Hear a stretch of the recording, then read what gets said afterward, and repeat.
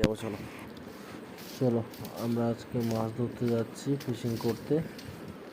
তো দেখা যাক রাস্তা কিরকম বড় দেখো তোমরা।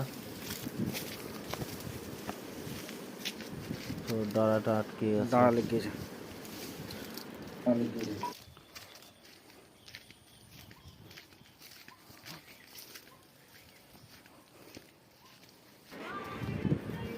ওই সামনের পুকুর, চলো ওই যে সামনে পুকুরটা দেখা হচ্ছে, এই পুকুরে মাছ ধরবো আজকে।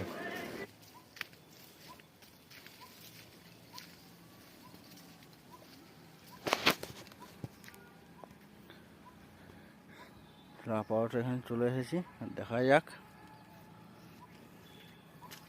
আমরা বসবো কি পারে। অন্য রাস্তা দেখে অন্য জায়গায় গিয়ে বসতে হবে, তার জন্য আমাদেরকে এদিকেই বেরোতে হবে, ঝোপের মধ্যে দিয়ে।